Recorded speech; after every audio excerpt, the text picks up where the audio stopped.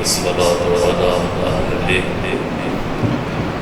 الصلاة والسلام على سيد الأنبياء والمرسلين العبد المؤيد رسولنا المسدد المصطفى الأمجد الحبيب الأحمد النبي الأمي المكي المدني السراج المنير الكوكب الدري صاحب الوقار والسكينة المدينة سيدنا ونبينا وشفيع ذنوبنا طبيب قلوبنا وحبيب نفوسنا ومولانا أبي القاسم محمد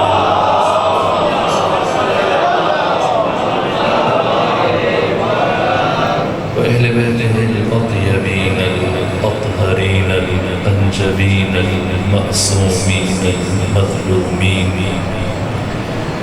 برحمة الله على أحبابهم وأصحابهم وشيعتهم ومحبيهم ومواليهم أجمعين ولعنة الله على أعدائهم ومنكري فصائلهم وغاسلي حقوقهم من يوم عداوتهم إلى الآن ومن الآن إلى قيام يوم الدين وبعد يوم الدين أما بعد فقد قال حق سبحانه في القرآن بسم الله الرحمن الرحيم والشمس وضحاها والقمر إذا تلاها والنهار إذا جلاها والليل إذا يغشاها والسماء وما بناها والأرض وما طحاها ونفس وما سواها فألهمها فجورها وتقواها قد أفلح من زكاها وقد خاب من دساها صلوات بيجي خاندان فاطمہ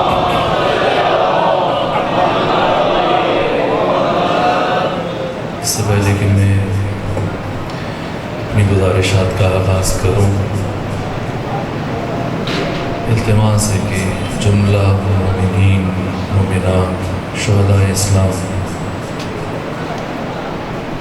اور ایسے افراد جن کی کوئی فاتحہ پڑھنے والا نہیں بالخصوص بانی مجلس مرحوم ذاکر مظفر حسین الاشعری صاحب ان کے درجات کی بلندی کے لیے اور رسالہ ثواب کے لیے سورہ فاتحہ اور سورہ اخلاص کی تلاوت کر لیجیے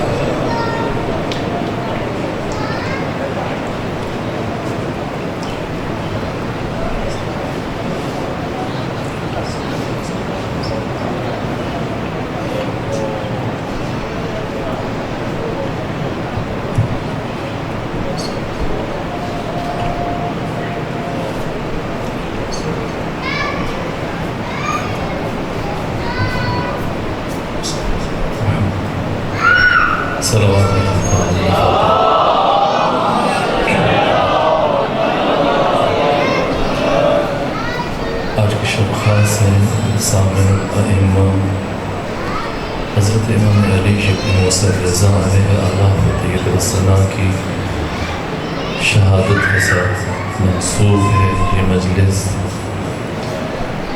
اب تمام مومنین کی خدمت میں اور آقا و مولا وارث زمان منجی عالم بشریت حجت خدا یوسف زہرا سلام اللہ علیہ کی بارگاہ میں تعزیت پیش کرتا ہوں.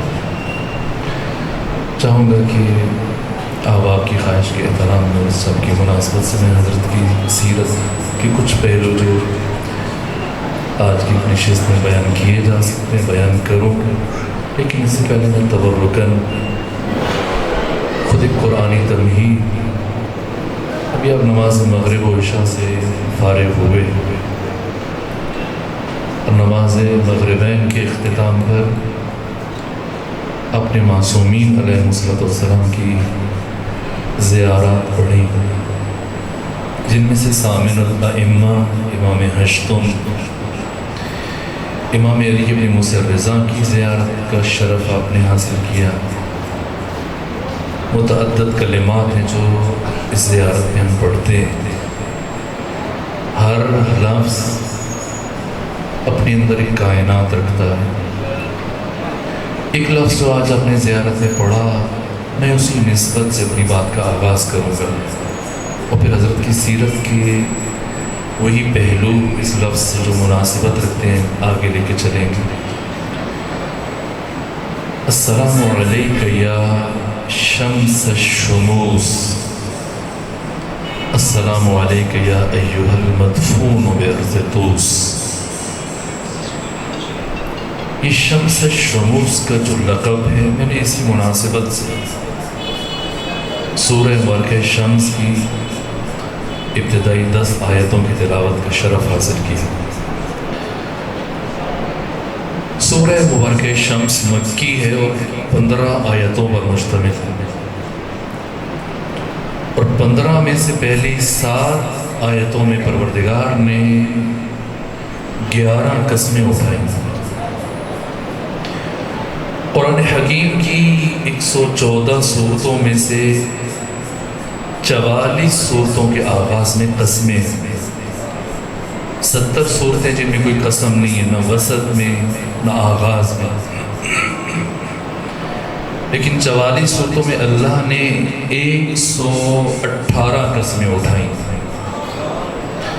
104 آیتوں کے اندر 118 قسم۔ کسی سورہ کے آغاز میں حق تعالیٰ نے صرف ایک قسم اٹھائی، جیسے سورہ مبارکہ عصر۔ کچھ صورتیں جن کے شروع میں 2 قسمیں، جیسے سورہ ضحیٰ۔ کچھ صورتیں جن کے آغاز میں پروردگار نے 3 قسمیں اٹھائیں، جیسے سورہ مبارکہ عادیات۔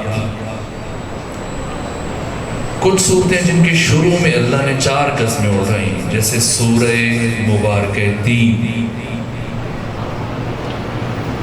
کچھ صورتیں جن کے شروع میں حق تعالیٰ نے 5 قسمیں اٹھائیں، جیسے سورہ مبارکہ فجر، جسے سورہ امام حسین بھی کہا جاتا ہے۔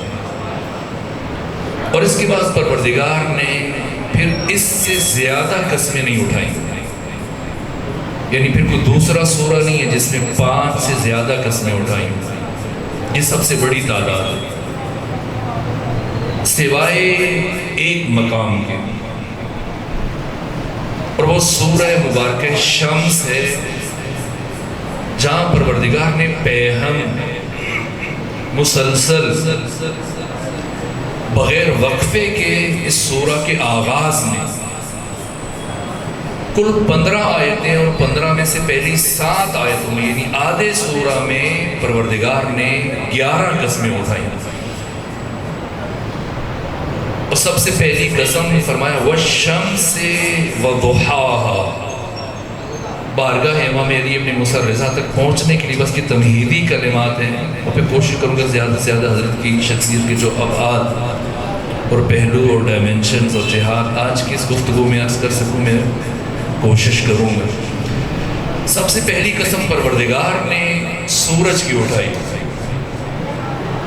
وَالشَّمْسِ وَضُحَاهَا، مجھے سورج کی قسم اور مجھے وقت ضحیٰ کی قسم، وَالْأَرْضِ وَالشَّمْسِ وَضُحَاهَا وَالْقَمَرِ إِذَا تَلَاهَا، اور مجھے چاند کی قسم جب وہ بلا فاصلہ سورج کے ساتھ طلوع کرتا ہے۔ والنہار اذا جلاہا، اور مجھے دن کی قسم جب وہ پوری طرح سے متجلی ہو جاتا ہے، واللیل اذا یغشاہا، اور مجھے رات کی قسم جب وہ چھا جائے گی، والسماء وما بناہا، مجھے آسمان کی قسم اور اس کے حسن صنعت کی قسم، والارض وما طحاہا، اور مجھے زمین کی قسم اور زمین کے بچھائے جانے کی قسم۔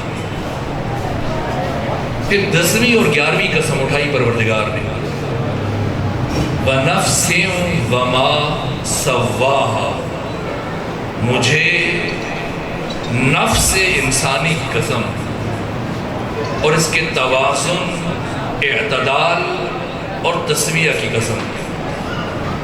11 قسمیں اٹھائیں، اور پھر 8ویں آیت میں پروردگار نے اس 11ویں قسم کی حیت کو بیان کیا، فرمایا فَأَلْهَمَهَا فُجُورَهَا وَتَقْوَاهَا، ہم نے اس نفس انسانی میں الہام کیا فجور کو اور تقوی کو، اور پھر اس سورہ کے محور کو پروردگار نے بیان کیا، جس کے لیے اللہ نے قرآن حکیم میں سب سے زیادہ قسمیں اٹھائیں، وہ بات فرمایا قد افلح من زکاہا، بتحقیق وہ کامیاب ہو گیا، رستگار ہو گیا جس نے خود کا تزکیہ کر لیا، وقد خاب من دساہا، اور نامراد اور برباد ہو گیا وہ جس نے خود کو گناہوں سے آلودہ کر لیا۔ اس کے بعد پروردگار نے 8,500 سالہ انسانی تاریخ میں جو 21 تہذیبیں اور تمدن گزر چکے، ان 21 تہذیبوں میں سے اور ثقافتوں میں سے ایک تمدن بشری کی مثال دی قوم ثمود کی 4 آیتوں میں، اور پھر ان کے انجام کو بیان کیا، اور جو 3 عذاب ایک ساتھ پروردگار نے اس قوم کو دیے ایک آیت میں جس بلاغت کے ساتھ قرآن نے بیان کیا، وہ قرآن حکیم کا طور امتیاز ہے۔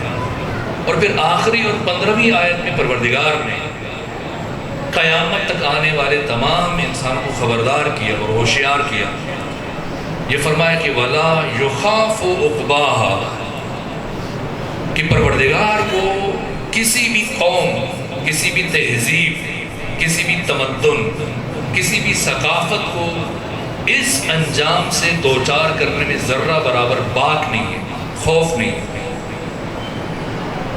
وقت کا حکمران جب بادشاہ، چیف منسٹر، پرائم منسٹر اگر کبھی کسی طبقے کو، فرد کو یا گروہ کو سزا دینا چاہے، اس کا جرم ثابت ہو جائے، پھر بھی احتیاط کرتا ہے، ڈرتا ہے، اس کو ملتوی کر دیتا ہے۔ کیوں؟ بغاوت کا خدشہ ہے، کہیں میری حکومت کا تختہ نہ الٹ جائے۔ لیکن خدا صمد بے نیاز ہے، علی کل شیء قدیر ہے، اس خدا صمد کو کسی انسان کا خوف نہیں ہے۔ اس لیے فرما رہا ہے کہ مجھے اس انجام سے، جس انجام سے میں نے قوم ثمود کو دوچار کیا، دنیا کی کسی بھی تہذیب اور تمدن اور قوم اور قبیلے، علاقے اور گروہ کو اس انجام سے دوچار کرنے مجھے کوئی خوف نہیں ہے۔ سب سے پہلی قسم حق تعالیٰ نے سورہ میں سورج کی اٹھائی، والشمس وضحاہا، مجھے سورج کی قسم اور مجھے وقت ضحیٰ کی قسم۔ یہ وقت ضحیٰ کون سا وقت ہے؟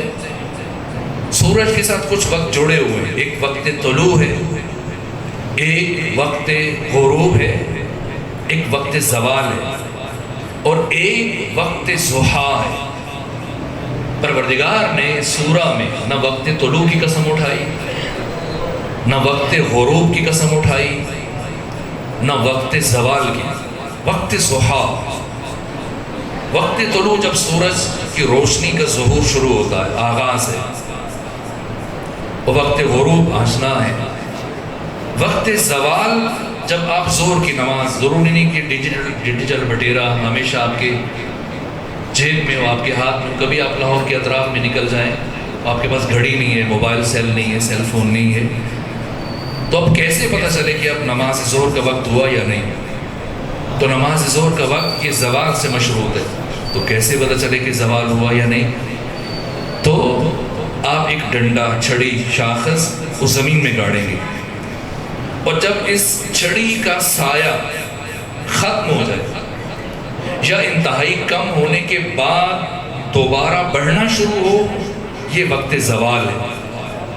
اب آپ نماز ظہر پڑھ سکتے ہیں، اور اس وقت زوال سے جو پہلے کا وقت ہے، جب سورج طلوع ہونے کے بعد بلند ہوتا ہے اور صفحہ زمین کو پوری طرح سے اپنے حصار میں لے لیتا ہے، اور سورج کی روشنی کے اوج اور عروج کی یہ لمحات زوال سے پہلے یہ وقت ضحیٰ ہے۔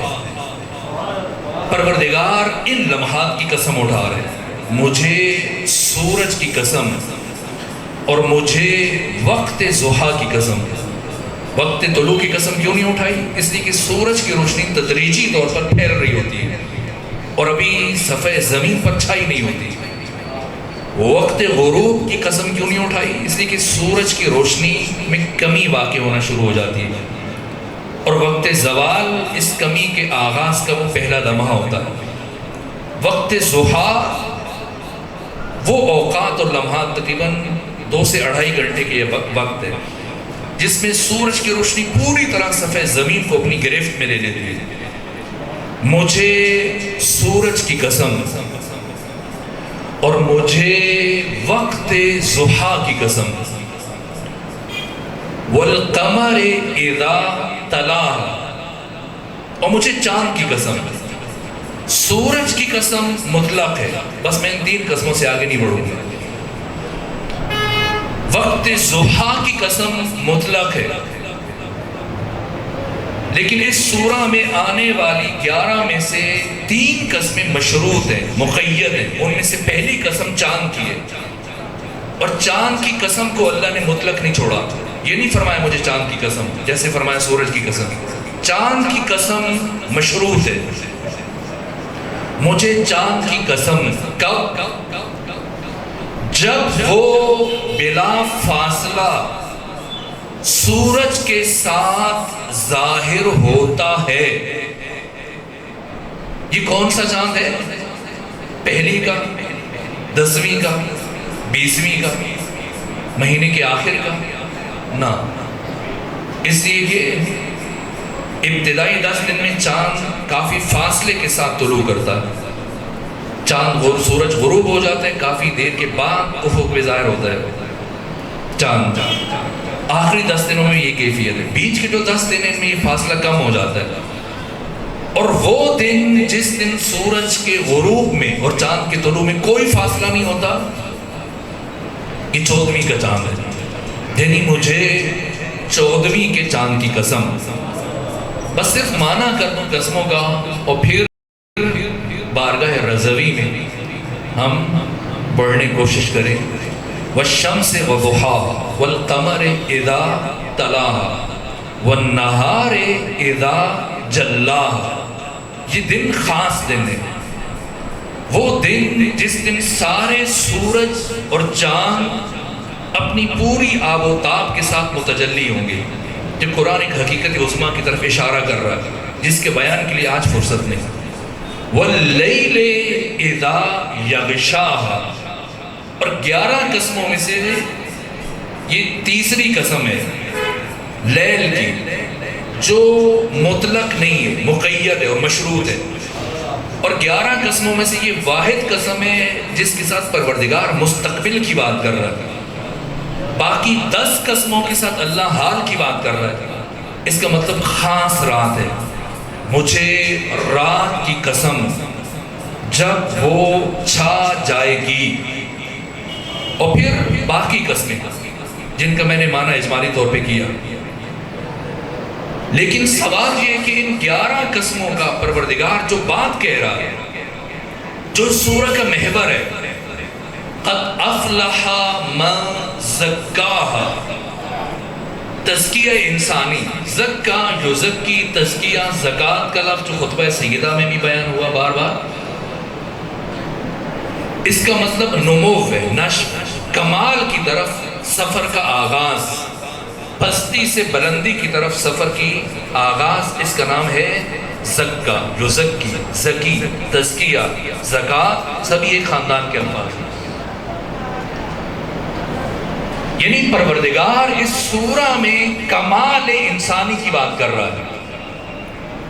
تو سوال یہ کہ ان 11 قسموں کا کمال انسانی کے ساتھ کیا تعلق ہے؟ اس سورج کا کمال بشر کے ساتھ براہ راست کیا تعلق ہے؟ وقت ضحیٰ کا کمال انسانی کے ساتھ کیا تعلق ہے؟ 14ویں کے چاند کا انسان کے کمال کے ساتھ اور اس کے تزکیہ کے ساتھ کیا تعلق ہے؟ رات کے چھا جانے کا کمال انسانی کے ساتھ کیا تعلق ہے؟ دن کے پوری طرح سے متجلی ہونے کا کمال بشر کے ساتھ کیا تعلق ہے؟ قرآن حکیم کی آیت ہے کہ جب قرآن پڑھا جائے تو پوری طرح سے کمال استماع کی منزل میں مجھے تعجب ہوتا ہے کہ کبھی دروازے کی آہٹ ہو یا کہیں سے کوئی آواز ہے کوئی مڑ کے دیکھے تو یہ ذکر حسین، یہ خود یا ذکر امام علی بن موسیٰ الرضا، یہ خود قرآن کے عملی نسخے، یہ جو قرآن ہمارے پاس ہاتھوں میں ہے، یہ قرآن کا وجود کتبی ہے، وجود لفظی ہے۔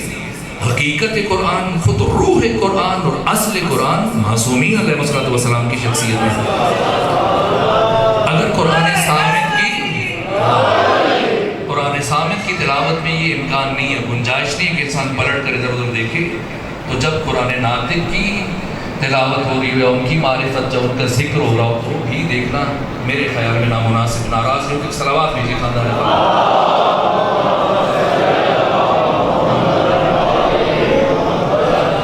زمین کے بچھائے جانے کا نفس انسان کے کمال کے ساتھ کیا تعلق ہے؟ آسمان اور اس کے حسن صنعت اور اس کی بناوٹ کا انسان کے کمال کے ساتھ کیا تعلق ہے؟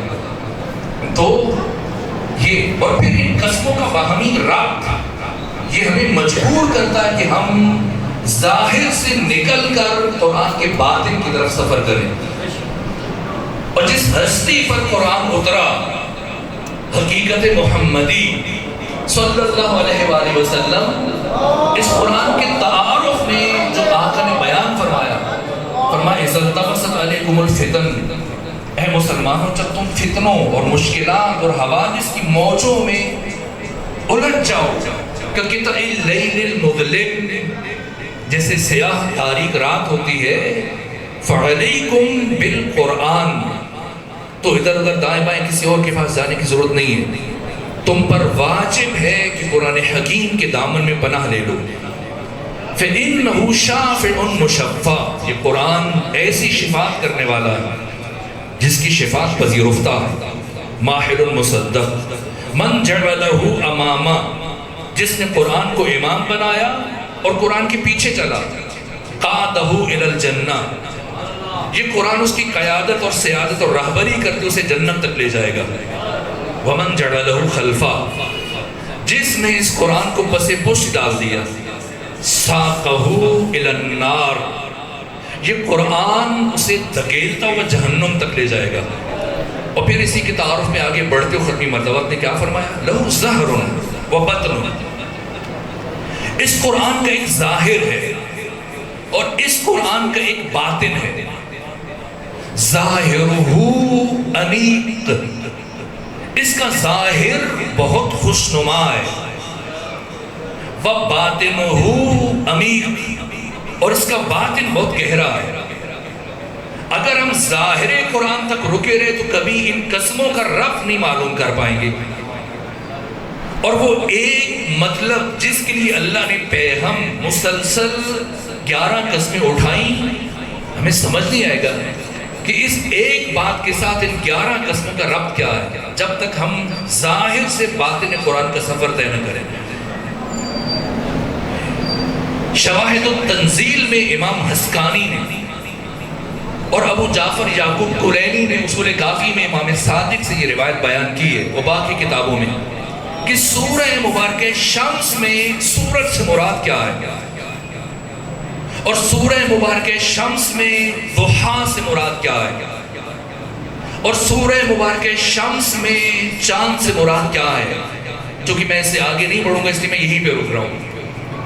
امام صادق فرماتے ہیں، ابو جعفر یعقوب کلینی جو اصول کافی میں روایت بیان کی، کہ صادق آل محمد فرماتے کہ سورہ مبارکہ شمس میں سورج سے مراد میرے نانا محمد مصطفیٰ صلی اللہ علیہ وآلہ وسلم ہے۔ اور سورہ مبارکہ شمس میں چاند سے مراد میرے دادا علی ابن ابی طالب علیہ السلام ہے۔ سورج سے مراد حقیقت محمدی اور چاند سے مراد ذات والی مرتضوی۔ سورج سے مراد ذات مصطفیٰ ہے، تو اب میں معنی کرنے لگا ہوں۔ وَالشَّمْسِ وَضُحَاهَا، مجھے جمال مصطفیٰ کی قسم اور مجھے وقت ضحیٰ کی قسم۔ آپ خاموش ہو، میں سمجھ رہا ہوں کیوں خاموش ہوئے، چونکہ میں بھی یہاں خاموش ہوا تھا، جب غور کر رہا تھا، پڑھ رہا تو سمجھنے کی کوشش کر رہا تھا۔ اور مجھے 14ویں کے چاند کی قسم، وہ چاند جو بلا فاصلہ سورج کے غروب کے فوراً ساتھ افق پہ جو ظاہر ہوتا ہے، یہ کون سا چاند ہے؟ اگر سورج سے مراد ذات مصطفیٰ ہے اور چاند سے مراد ذات امیر المومنین ہے، تو اب معنی کیجئے، مجھے جمال مصطفیٰ کی قسم، مجھے وقت ضحیٰ کی قسم، اور مجھے علی ابن ابی طالب کی خلافت بلا فصل کی قسم۔ ہمارے معاشرے میں نمبر لگے ہوئے، چونکہ ہمارا ایک کلچر ہے، ہم نسبت سنجی بہت کرتے ہیں، ہماری سوسائٹی میں تقابل بہت ہے۔ ہر چیز میں آپ کے لاہور میں بھی اگر یہاں سے باہر نکلے وہ رکشہ نظر آئے تو کسی نہ کسی رکشے کی پوسٹ پہ آپ دیکھیں گے F16 لکھا ہوا ہے، وہ رکشہ ہے، لیکن نہ ہم F16 لکھیں گے، بعض اس سے بڑھیں گے چاند گاڑی لکھ لیں گے۔ چیزوں میں مبالغہ، نسبت سنجی، تقابل کرتے ہیں۔ ہمارے ملک میں تقابل کی فضا عام ہے۔ تو مجھے یہی تقابل آ کے پھر ہم دین میں مختلف چیزوں میں لے کے آ جاتے ہیں۔ جب ملا کے پاس جائیں تو وہ علی کو چوتھا نمبر دیتا ہے، اور جب ملنگ کے پاس چلے جائیں تو وہ علی کو پہلا نمبر دیتا ہے۔ اب چوتھا نمبر ہے، پہلا نمبر، لیکن عجیب یہ کہ قرآن نے نہ علی کو چوتھا نمبر دیا نہ پہلا نمبر دیا، سرے سے ذات امیر المومنین کو ان نمبروں سے مستثنیٰ، ماورا اور بالاتر قرار دیا۔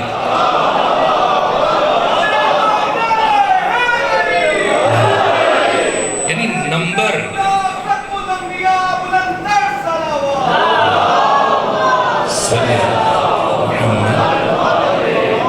مجھے جمال مصطفیٰ کی قسم، مجھے وقت ضحیٰ کی قسم، اور مجھے علی ابن ابی طالب کی خلافت بلا فصل کی قسم۔ اب جب سورج سے مراد حقیقت مصطفی ہے اور چاند سے مراد ولایت مرتضوی ہے، تو پھر ضحیٰ سے مراد کیا ہے؟ یہ بلاغت کے خلاف ہے، رسول بلاغت کے خلاف ہے کہ ہم 2 قسموں کا باطنی معنی لیں اور بیچ کی قسم کا ہم ظاہری معنی لے لیں۔ جب ہم نے ظاہری معنی لینا ہے تو پھر 11 قسموں کا ظاہری معنی لینا ہے، اور جب ہم باطنی معنی لیں گے تو پھر 11 قسموں کا باطنی معنی لیں گے۔ اگر سورج سے مراد ذات ختمی مرتبت ہے اور چاند سے مراد ذات امیر المومنین ہے، تو پھر وقت ضحیٰ سے مراد بھی کچھ اور ہے۔ تو کیا مراد ہے؟ اصول کافی ابو جعفر یعقوب کلینی نے پھر امام صادق سے یہ حدیث بیان کی، کہا کہ اللہ نے میری دادی فاطمہ زہرا سلام اللہ علیہا کو 3 نور عطا کیے۔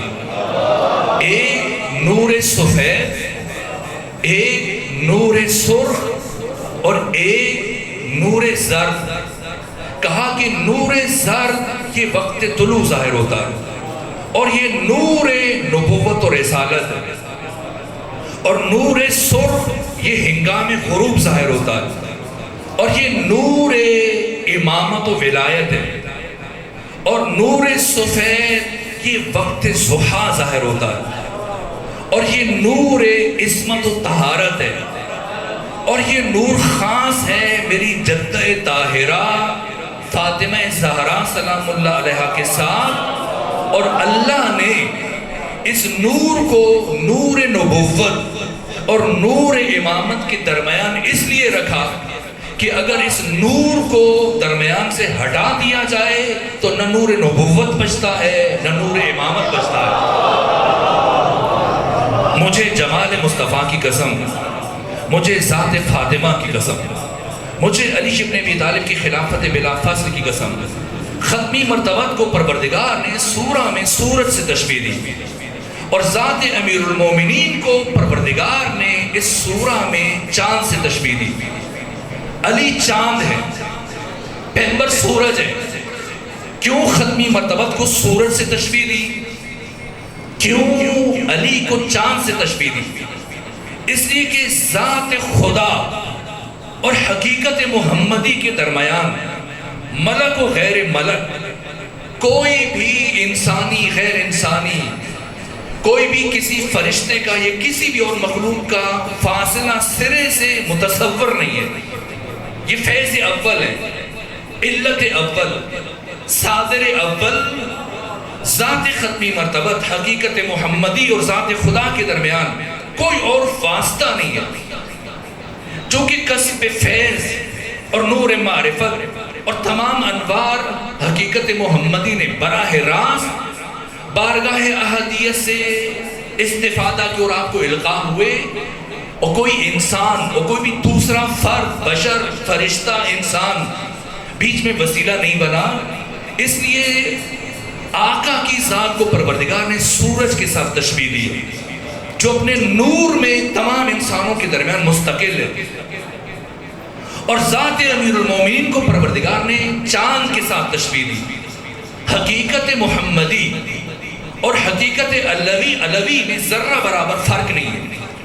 جو علم، معرفت اور جو انوار ہدایت اور جو صفات حسنہ اور جو کمالات اللہ نے روح مصطفی میں رکھے، وہ سارے کے سارے کمالات اور فضیلتیں اللہ نے نفس مرتضوی میں رکھے ہیں، روح مرتضوی میں رکھے ہیں. بال برابر فرق نہیں ہے. پھر چاند سے تشبیہ کیوں کی؟ اس لیے کہ حقیقت علوی نے یہ تمام انوار، یہ فیوز، یہ معارف، یہ علوم، یہ کمالات وسیلہ ختمی مرتبت سے حاصل کیے. اس لیے آپ کو چاند سے تشبیہ دی گئی. علی چاند ہے، لیکن کب چاند ہے؟ جب پیغمبر کے ساتھ ہو. لیکن جب یہی علی حسن مجتبیٰ کے ساتھ ہوں گے، اب علی چاند نہیں ہے، علی سورج ہے. یہ چاند اور سورج ہونا نسبی ہے. علی چاند ہے جب ختمی مرتبت کے ساتھ کھڑے ہوں، اور جب حسن کے ساتھ کھڑے ہو یہی علی سورج ہے. خود حسن سورج بھی ہیں، چاند بھی ہیں. سورج کب ہیں؟ جب علی کے ساتھ ہے. چاند کب ہے؟ جب علی کے ساتھ ہے. اور جب حسین کے ساتھ کھڑے ہوں گے اب چاند نہیں ہے، اب سورج ہے. حسین سورج بھی ہیں، چاند بھی ہیں. جب حسن کے ساتھ کھڑے ہوں گے اب چاند ہے. جب علی زین العابدین کے ساتھ کھڑے ہوں گے اب سورج ہے. چونکہ افاضہ ہو رہا ہے، ایک طرف افاضہ ہے، ایک طرف استفادہ ہے. اسی نسبت سے ایک سورج ہوگا، ایک چاند ہوگا. یہ سورج اور چاند ہونا نسبی ہے. اسی طرح سے امام محمد باقر جب امام صادق کے ساتھ ہوں گے تو اب سورج ہے، لیکن جب علی زین العابدین کے ساتھ کھڑے ہوں گے اب چاند ہے. اب جو آپ زیارت میں پڑھتے ہیں ہر روز نماز کے بعد، اور مجلس آج جب ختم ہوگی اور جب امام ہشتم کی زیارت پڑھیں گے، السلام علیکہ یا شمس الشموس، سلام ہو آپ پر اے سورجوں کے سورج، یہ علی ابن موسیٰ الرضا چاند ہے جب موسیٰ کاظم کے ساتھ کھڑے ہوں، لیکن یہی علی ابن موسیٰ الرضا اپنے بعد آنے والے 4 ائمہ کی نسبت سورج ہیں. تو وہ 4 سورج اور ان 4 سورجوں کے اوپر جو سورج ہے یہ ذات امام علی ابن موسیٰ الرضا ہیں، شمس الشموس. میں چاہوں گا کہ آج کے اس مجلس میں جتنا بھی وقت بچا ہے آقا کی سیرت سے متعلق عرض کروں.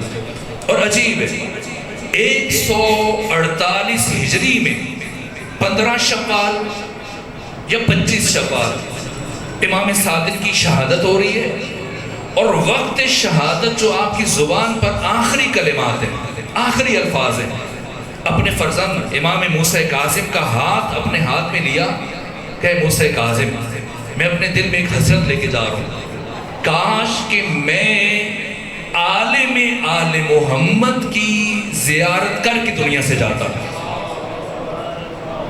کہ بابا کون ہے عالم آل محمد؟ کہ وہ فرزند تمہارا بیٹا علی ابن موسیٰ الرضا جو تمہارے صلب میں ہے کہ عنقریب اس کا نور ظاہر ہوگا اور مشرق و مغرب کو اپنے نور سے منور کر دے گا. اے کاش میں اس علی کی صحبت کو درک کر کے دنیا سے جاتا.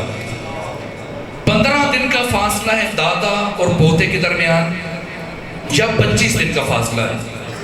اگر امام صادق کی شہادت 25 شوال کو جیسا بعض روایتیں ہیں تو پھر 15 دن کا فاصلہ ہے، اور اگر 15 شوال کو پھر 25 دن کا فاصلہ ہے.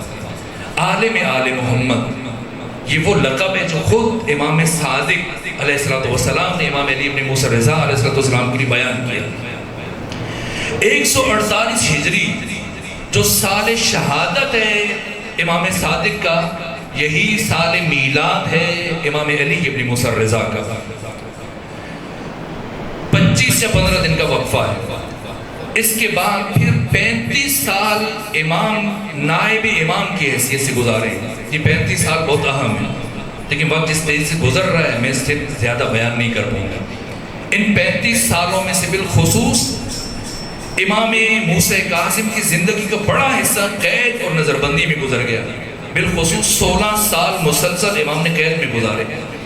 یہاں پہ امامت کی ذمہ داریاں امام علی ابن موسیٰ الرضا نے انجام دی، اور ان 35 سالوں میں حضرت نے کیا کیا یہ میں ممکن ہو تو کچھ اشارے عرض کروں گا آپ کی خدمت میں. پھر 20 سال آپ کا عہد امامت ہے. 183 ہجری میں امام موسیٰ کاظم کی شہادت ہوئی. یہاں سے امام علی ابن موسیٰ الرضا کی امامت کا آغاز ہوا.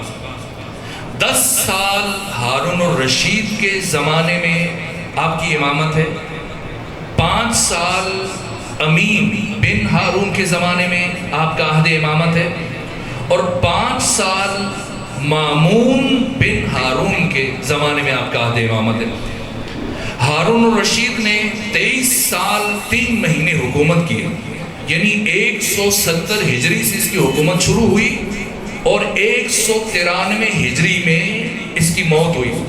44 سال اور 4 مہینے عمر تھی ہارون الرشید کی. اس کے 13 سال جو حکومت کے تھے اس میں امام موسیٰ کاظم کا عہد امامت ہے، اور اس کی زندگی کے آخری 10 سال یعنی 34 سے لے کے 44 سال کی عمر میں یہ امام علی ابن موسیٰ الرضا کا عہد امامت ہے. اور اس میں جو امام کا انداز ہے وہ اس قدر صریح ہے اور قاطعانہ ہے کہ آپ کے صحابہ شاگرد بنو ہاشم کے افراد آپ کے قریبی پریشان ہو جاتے تھے کہ آپ کھل کر جس طرح سے ہارون رشید کی مخالفت کرتے ہیں، اور آپ نے ایک متوازی حکومت جو اس کے مقابلے میں قائم کر دی ہے، اپنا ایک مکمل نظام بنا لیا. ہارون آپ کو راستے سے ہٹا دے گا. جس طرح سے اس نے آپ کے والد بزرگوار امام موسیٰ کاظم کو شہید کروا دیا، آپ کو بھی شہید کروا دے گا. کیا فرماتے تھے امام؟ جب بھی کوئی بات کرتا تو امام یہ فرماتے تھے، کہا کہ جس طرح سے میرے نانا محمد مصطفیٰ نے فرمایا تھا کہ یہ ابو جہل جو شب و روز میرے قتل کے منصوبے بناتا ہے اور کوشش کرتا ہے کہ مجھے راستے سے ہٹا دے، اور میرے نانا محمد مصطفیٰ فرمایا کرتے تھے کہ اگر ابو جہل میرا ایک بال بھی بیکا کر دے تو سمجھ لینا کہ میں اللہ کا رسول نہیں ہوں. اور میں تم سے کہہ رہا ہوں اگر ہارون الرشید مجھے معمولی نقصان پہنچائے اور میرا ایک بال بھی بیکا کر دے تو سمجھ لینا میں اس محمد مصطفیٰ کا جانشین نہیں ہوں, میں حجت خدا نہیں ہوں, میں تمہارا امام نہیں ہوں. یہ 10 سال عہد امامت ہے ہارون کے زمانے میں, اگرچہ کہ امام نے اپنی زندگی کے آخری دنوں میں اور بالخصوص اپنی شہادت سے ایک دن پہلے بیان فرمایا تھا, اور دیبل خزائی سے خود کہا کہ میرے سامنے بیٹھ کے مرثیہ پڑھو, زندگی میں مرثیہ پڑھوایا, اور یہ خبر دی کہ میرے اور ہارون کی قبروں کے درمیان چند قدم کا فاصلہ ہوگا. اور دیبل خزائی نے آپ کی زندگی میں یہ مرثیہ پڑھا, کہا کہ اس مقام پر توس میں اس نقطے پر, اس خاص نقطے پر کہا کہ پروردگار نے 2 افراد کی قبروں کو معین کیا, ایک اس کائنات کا بدترین انسان اور دوسرا اس کائنات کا سب سے بہترین انسان. اور اپنے مرثیے کے, یہ دیبل خزائی کے مرثیے کے کلمات ہیں. لیکن عجب یہ ہے کہ کائنات کے سب سے عظیم اور بہترین انسان کی خوبی اس بدترین انسان کے کسی کام نہیں آئے گی, اس کا ہونا اس سے کوئی فائدہ نہیں پہنچائے گا. اور اسی طرح سے کائنات کے بدترین انسان کا یہاں ہونا اس کے شر سے اس ہستی کو کوئی نقصان نہیں پہنچے گا. ایک طرف نور ہے, دوسری طرف ظلمات, ایک طرف مجسم طہارت ہے, دوسری طرف مجسم نجاست. اگر طہارت اور نجاست, پاکی اور ناپاکی, خیر اور شر, نیکی اور بدی کو آپ قریب قریب دفن کر دیں تو ان میں سے ایک دوسرے پر ہرگز اثر انداز نہیں ہوگا. صلوات بھیجیے خاندان فاطمہ.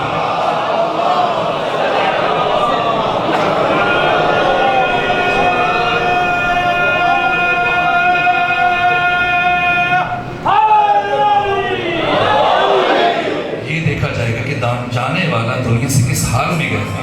اگر کسی کا خاتمہ بالکفر ہو تو پھر اسے اگر حق اور طہارت کے قریب بھی لا کے لٹا دیا جائے, دفن کر دیا جائے, فائدہ نہیں ہوگا. ابلیس کے اوپر جب لعنت پڑ رہی تھی کہاں کھڑا تھا؟ جب پروردگار نے کہا کہ فخرج انک رجیم, نکل جاؤ میری بارگاہ سے, تو رجیم ہے. وَإِنَّكَ لَعْنَةٌ عَلَىٰ يَوْمِ الدِّينِ, آخرت قیامت کے دن تک تم پہ لعنت برستی رہے گی. کہاں کھڑا تھا؟ عرش پہ کھڑا تھا, فرشتوں کے درمیان. دائیں بھی نور ہے, بائیں بھی نور ہے, آگے بھی نور ہے, پیچھے بھی نور ہے, اوپر بھی نور ہے, نیچے بھی نور ہے. نوری مقام پہ کھڑا ہے, چاروں طرف سے نور میں گھرا ہوا ہے. لیکن جب اللہ کی لعنت آ جاتی ہے تو پھر وہ نوری مقام کی پرواہ نہیں کرتی.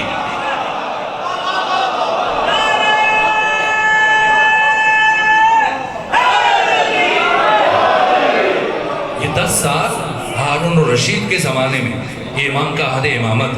پھر 5 سال امین نے, یہ 33 سال کی عمر میں اس کی موت ہو گئی اور اپنے بھائی کے ہاتھوں مرا, جو کہ اس نے اپنے بیٹے موسیٰ کو اپنا ولیعہد بنا دیا اور اپنے بھائی کو ہٹا دیا, اور 98 ہجری میں اس کو قتل کروا دیا گیا.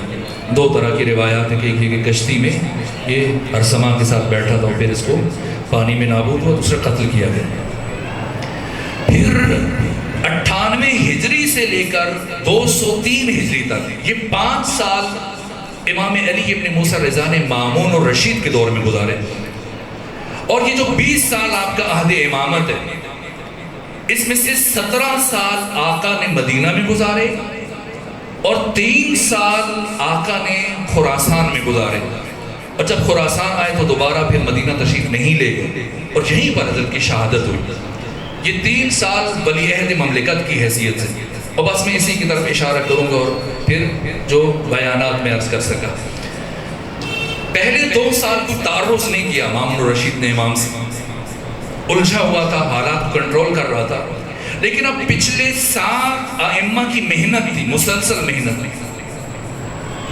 یہ جو 2.5 سالہ, اگر مجھ سے آپ کو جوان اٹھ کے سوال کرے کہ میں مثلا امام علی ابن موسیٰ رضا کی سیرت کو پڑھنا چاہتا ہوں, میں امام حسن مجتبیٰ کی سیرت کو پڑھنا چاہتا ہوں, جب کوئی کہ میں آقا امام زمانہ کی سیرت کو پڑھنا چاہتا ہوں تو میں تو یہ کتاب پڑھیں شاید مشکل ہے.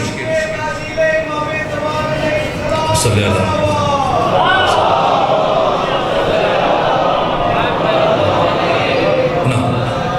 بہت مشکل کہ میں کسی ایک امام کا نام آپ کی خدمت میں لے سکوں، اس لیے کہ ائمہ کی زندگیاں یوں آپس میں آمیختہ ہیں، متصل ہیں کہ کسی امام کی زندگی کو آپ الگ سے نکال کے اگر پڑھنا چاہیں تو آپ نتائج حاصل نہیں کر سکتے.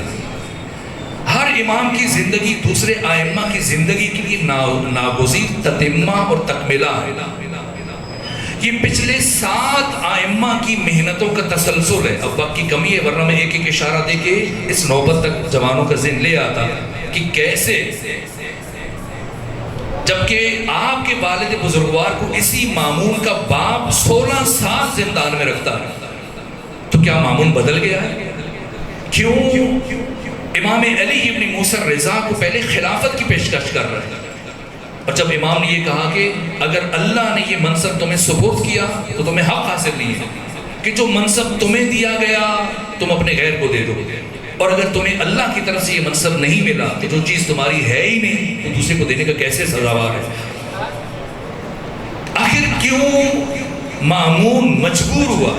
کیا محبت کی وجہ سے یا امام کی شخصیت سے متاثر ہو کر؟ اگر شخصیت سے متاثر ہو تو بعد میں شہید کیوں کروایا؟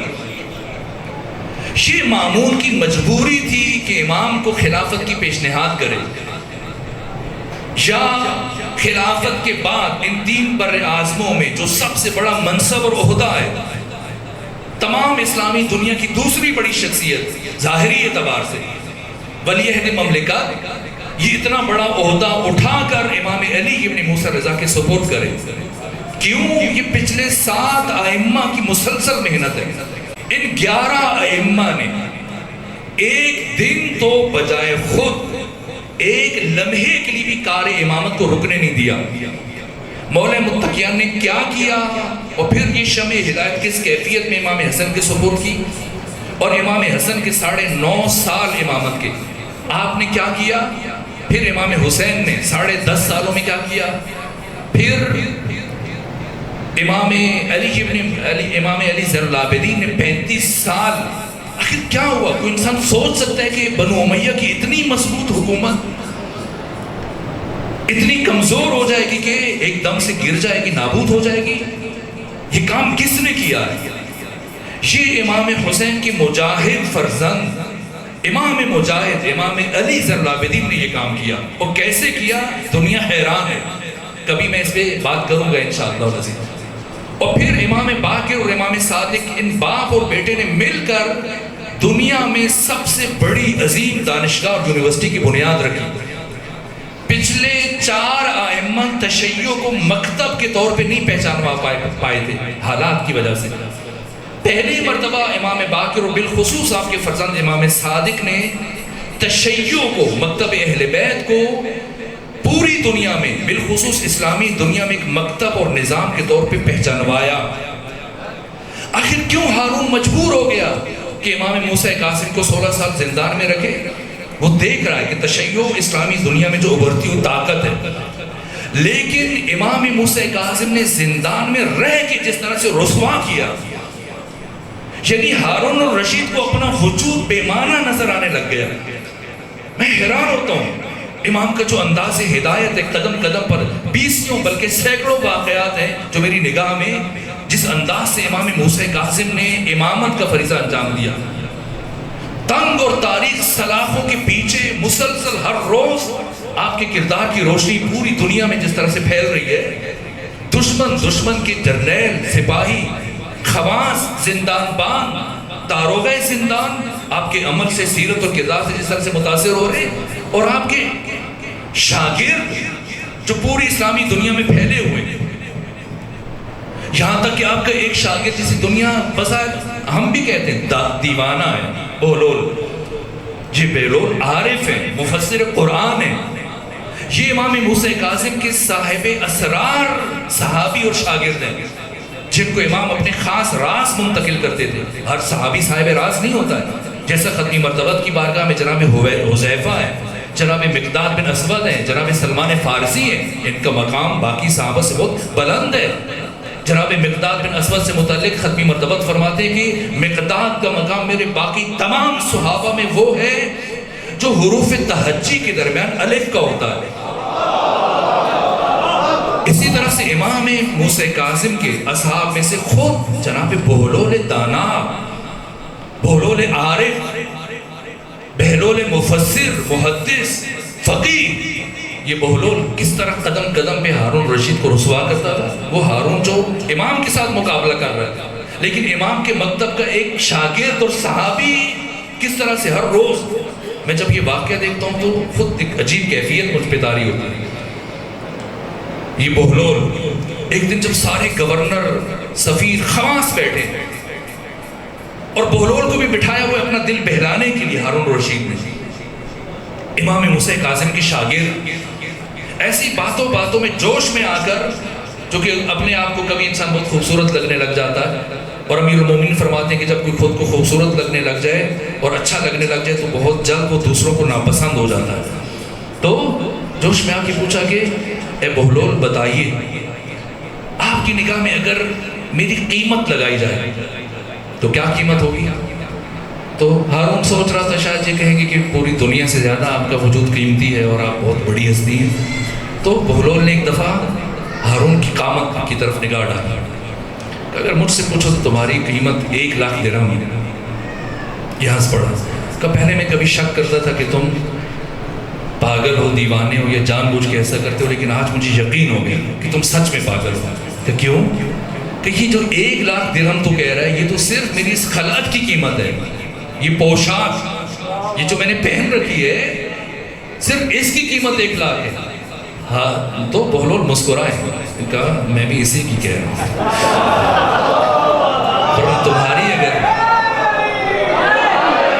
تمہاری قیمت پوچھی جائے تو بے قیمت ہے، بے حیثیت ہے، میری نگاہ میں کوئی تمہاری ارزش نہیں ہے، حیثیت نہیں ہے، توقیر نہیں ہے۔ یہ کیا کام کیا کہ امام کے مکتب کا پروردہ ایک شاگرد اور صحابی خود اس کے دربار میں، اس کے اپنوں کے بیچ میں بیٹھ کے یوں رسوا کر رہا ہے کہ اسے سر چھپانے کی جگہ نہیں مل رہی ہے۔ یہ تشیع ایک ایسا نہیں، اتفاقی باتیں نہیں، ایک نظام کے طور پہ مسلسل ابھر رہا ہے۔ اور اب امام علی ابن موسیٰ رضا کے عہد تک، یعنی امام موسیٰ کاظم کے امام صادق کے 4,000 شاگردوں میں سے 101 کم 80 شاگرد پوری اسلامی دنیا میں وکیل اور نمائندے کی حیثیت سے پھیلے ہوئے ہیں، اور ایک اقتصادی نظام، ایک مالی نظام، ایک معاشی نظام، ایک علمی اور تربیتی نظام ائمہ نے حکومت وقت کے مقابلے میں لا کے بنا کے دکھا دیا۔ اور اب مامون جیسا زیرک، جس سے متعلق ابن خلدون کہتے ہیں وَكَانَ مِن كِبَارِ الْفُقَهَاءِ، کہ مامون الرشید خود بہت بڑا فقیہ تھا۔ اب اس کے لیے امام علی ابن موسیٰ رضا کو نظر انداز کرنا یہ مشکل تھا کہ اگر آپ کو ہٹائے تو تشیع اتنی بڑی طاقت بن چکے تھے کہ اس کا تختہ الٹ سکتے تھے۔ اب یہ مجبور ہوا، اور 200 ہجری میں، یعنی ختمی مرتبت کی رحلت کے 190 سال گزرنے کے بعد، اس نے خط لکھا۔ ایک صلوات بھیجیے خاندان فاطمہ۔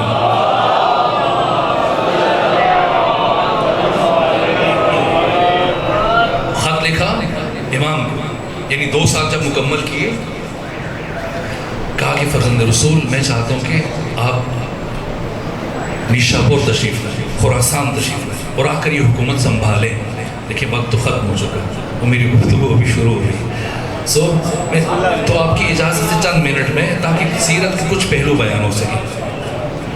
تو 200 ہجری میں بلایا، امام کے مدینہ سے روانگی کی وہ لمحات اور آپ کے کلمات، وقت نہیں بچا کہ میں عرض کروں، یہاں تک کہ جب حضرت چلے تو خود چلتے ہوئے فرمایا، اہل مدینہ سے کہا، اپنے قریبیوں سے، کہ مجھ پہ گریا گیا، میری زندگی میں گریا گیا، میری مظلومیت پہ گریا گیا۔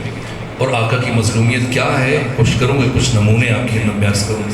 چلے یہاں تک کہ اب جب حضرت مدینہ سے چلے اور راستے میں، سیرت نگاروں نے وہ سارے راستے بیان کی کہ کس راستے سے حضرت کو گزارا گیا اور پھر راستے کے تفصیلی واقعات ہیں۔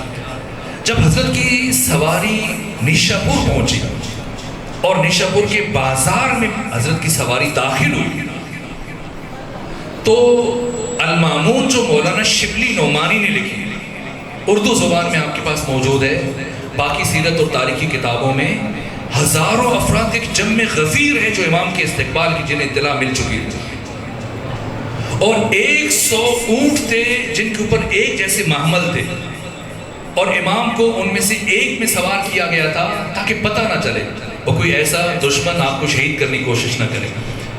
لیکن جو مجمع اکٹھا ہے، ہزاروں کا یہ عظیم اجتماع نیشاپور میں، جیسے ان کو اطلاع ملی تو ہر ایک چاہتا ہے کہ وہ آپ کو دیکھے، زیارت کرے، لیکن پتہ نہیں چل رہا کہ ان 100 میں سے کس اماری میں حضرت تشریف رکھتے ہیں۔ یہاں تک کہ ایک مرتبہ جب بازار میں آپ کی سواری داخل ہوئی اور ایک جمع غفیر آوازیں بلند ہوئی، فرزند رسول اپنے رخ جمال سے پردے کو ہٹائیے، ہم آپ کے چہرے کی زیارت کا شرف حاصل کرنا چاہتے ہیں۔ یہ ایک ایسا مرحلہ ہے جہاں پر رک کر بہت تفصیلی گفتگو ہونی چاہیے، لیکن میں 2 سے 3 باتیں عرض کر کے آگے بڑھوں گا۔ آخر کیوں اتنا اصرار ہے؟ امام کی سواری جیسے جیسے آگے بڑھ رہی ہے لوگ راستہ روک رہے ہیں اور مسلسل آوازیں بلند ہوتی چلی گئی ہیں، فرزند رسول ہمیں اپنے رخ جمال کی زیارت کروا کے آگے جائیے۔ آخر کیوں؟ ہارون الرشید 23 سال 3 مہینے حکومت کی، اس کو وہ ظاہری کر و فر، وہ فوجیں، اس کی ظاہری تاج و تخت، سطوت و شوکت، تو کیا اس کو نہیں دیکھ چکے تھے مسلمان؟ امین نے اتنا عرصہ حکومت کی 5 سال، اس کی ظاہری حیثیت، مامون خود بہت خوبصورت شخص تھا، کبھی ان کو دیکھنے کے لیے اس طرح سے لوگ اتنی بڑی تعداد میں جمع نہیں ہوئے تھے۔ علی ابن موسیٰ رضا کون ہے؟ میں جوانوں کے لیے ایک جملہ عرض کر رہا ہوں۔ ائمہ نے، ان 11 ائمہ نے اپنی زندگیوں میں جو جو کام انجام دیے، ان میں سے ایک بڑا کام کہ پوری امت مسلمہ، ہر مسلمان جس کے دل میں عشق مصطفیٰ ہے، محبت مصطفیٰ ہے، وہ ممنون ہے ان 11 ائمہ کا۔ ورنہ ان 250 سالوں میں بنو امیہ اور بنو عباس کے حکمرانوں نے جس طرح سے اپنی حکومت کے جواز کو ثابت کرنے کے لیے ختمی مرتبت کے مقام کو یہ نیچے لے کے آتے تھے، اتنا نیچے لے کے آئے، قسم بخدا بخاری اور مسلم کی 20 احادیث ایسی ہے کہ میں خلوت میں اگر کوئی مجھے سننا چاہے میں بیان نہیں کر سکتا، ممبر سے تو ممکن نہیں کہ میں بیان کروں۔ یہ وہ احادیث ہیں جو امام مسلم نے اور امام اسماعیل بخاری نے 6 لاکھ احادیث کے ذخیرے میں سے چند ہزار حدیثیں جمع کی۔ یعنی اس درجہ بنو امیہ کے عصر میں ختمی مرتبت کی شخصیت کو مسخ کیا گیا۔ اب تنہائی میں خود اٹھا کے نہیں پڑھیں گے، پھاڑ دیں گے کتاب کو، یہ کیا لکھا ہوا؟ کیوں کیا؟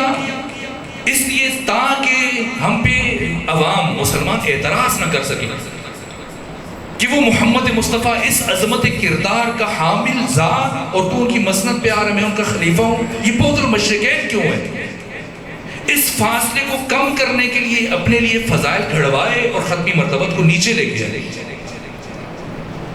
ایک طرف سے بنو امیہ اور بنو عباس کے حکمران یہ کام کر رہے تھے اور دوسری طرف سے ان 11 ائمہ نے اپنی زندگیوں میں جو عظیم کام انجام دیے ان میں سے سر فہرست مقام مصطفی اور حقیقت محمدی کی حرمت اور احترام اور تعظیم کا تحفظ تھا۔ اور اس کام کو ان 11 ائمہ نے 2 طرح سے انجام دیا، زبان سے بھی اور عمل سے بھی۔ اور عمل سے یہ 11 کے 11 امام اپنے زمانے کے محمد مصطفیٰ بن گئے کہ اگر کوئی سیرت مصطفی دیکھنا چاہتے تو آئے اس دور میں، اس عصر میں۔ اور یہ عجیب بات ہے، یہ جو مفردات راغب ہر یونیورسٹی میں، ہر کتاب خانے کی، ہر لائبریری کی، سنی شیعہ مدارس میں کوئی ایسی لائبریری نہیں ہے جس میں یہ کتاب نہ ہو۔ جو بھی قرآن سمجھنا چاہتا ہے، قرآن کی مفردات کو سمجھنا چاہتا ہے، یہ کتاب اٹھائے گا۔ امام راغب اصفہانی کا یہ جملہ ہے، اپنے محاضرات میں انہوں نے بیان کیا، امام علی ابن موسیٰ رضا کے لیے جملہ بیان کیا، کہا میں نے اس عالم آب و گل میں، اس کائنات میں کسی بھی خاندان میں اس طرح سے نسلاً بعد نسلاً فضائل اور کمالات کو منتقل نہیں ہوتے ہوئے دیکھا جس طرح سے خاندان مصطفیٰ میں کہ محمد مصطفیٰ اور علی ابن موسیٰ رضا کے درمیان 8 پشتوں کا فاصلہ ہے، لیکن 8 پشتوں میں یہ کمالات جس طرح سے پہلے محمد میں وہی کمالات بے عین ہی دوسرے محمد میں منتقل ہوئے، وہاں سے تیسرے محمد میں، وہاں سے چوتھے محمد میں، وہاں سے 8ویں محمد میں۔ آخر کیوں ہارون، امین اور مامون کے لیے اشتیاق نہیں ہے؟ اور نیشاپور کے بازار میں ہزاروں کے یہ اجتماع، شور گریہ بلند ہو رہا ہے، فرزند رسول رخ جمال سے پردہ ہٹائیے۔ کیوں اتنا اصرار ہے؟ اس لیے کہ حکمرانوں کے منحوس چہرے دیکھنا اور ہے، اور اپنے زمانے کے محمد مصطفیٰ کے چہرے کی زیارت کرنا اور ہے۔ امت بیتاب ہے، اب اس کے رخ جمال کی زیارت کا شرف حاصل کرنا چاہتے ہیں کہ 5 وقت کلمے میں، آذان میں، اقامت میں جس محمد کا نام لیتے ہیں۔ ہٹایا پردہ، ہٹایا، جیسے ہی پردہ ہٹا، جس کی نگاہ حضرت کے چہرے پر پڑ رہی ہے، عجیب عشق و اشتیاق اور شوق و اشتیاق کا عالم ہے۔ آنکھوں سے اشک بہہ رہے ہیں، صدائیں بلند ہو رہی ہیں، تکبیر کی آوازیں بلند ہو رہی ہیں۔ امام نے کچھ لمحوں کے بعد پردے کو، عماری کے پردے کو گرا دیا۔ اب چند قدم حضرت کی سواری اور آگے بڑھی، 20 پہلو ہیں جن کو میں نظر انداز کر کے آگے جا رہا ہوں۔ پھر مجمع کا شور اٹھا، فرزند رسول کچھ بیان کیجئے، ہم آپ کی زبان سے کچھ سننا چاہتے ہیں۔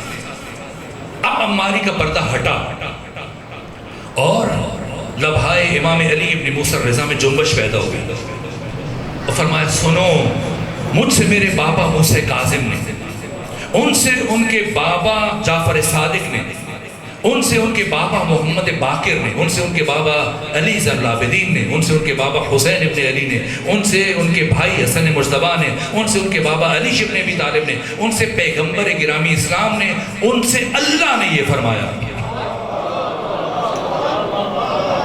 یہ سلسلۃ الذہب کہا جاتا ہے۔ ہر راوی کا اپنا، ہر محدث کا ایک سلسلۃ الذہب ہے۔ جیسے ام المومنین عائشہ کا بخاری میں، مسلم میں، ترمذی میں، ابن ماجہ میں، ابو داؤد میں، موطا امام مالک میں، باقی دوسری کتابوں میں ایک سلسلۃ الذہب ہے۔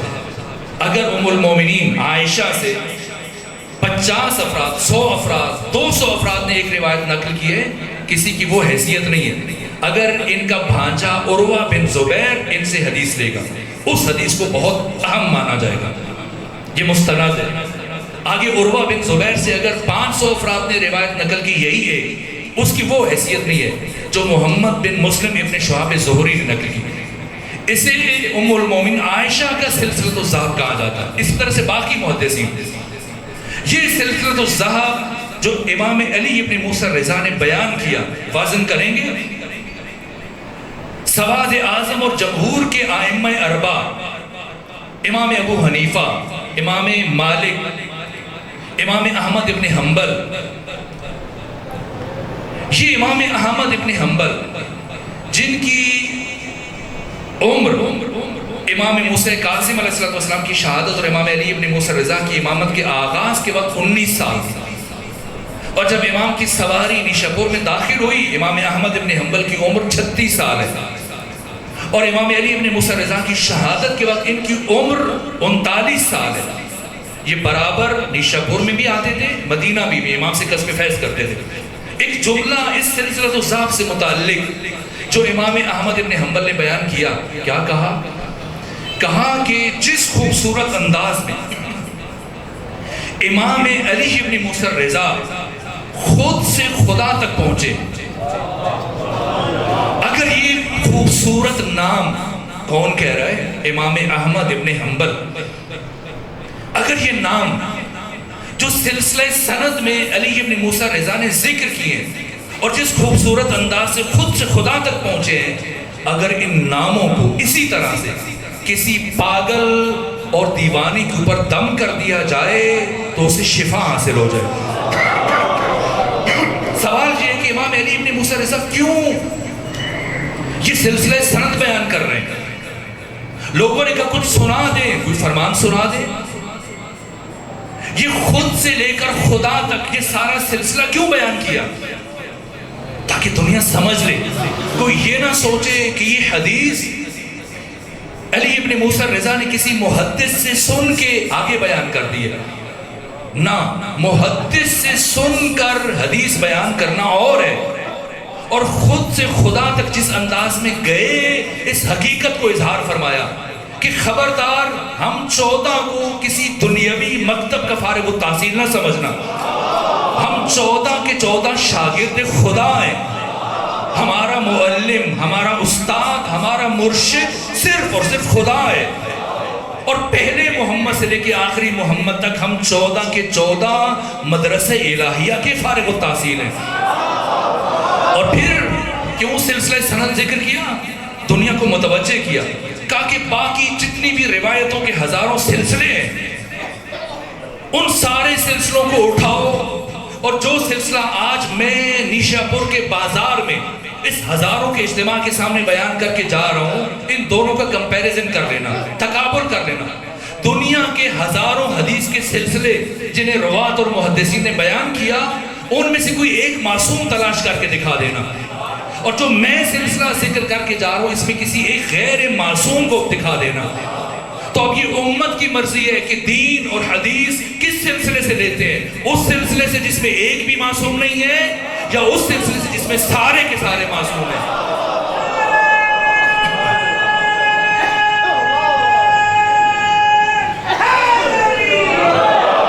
گویا امام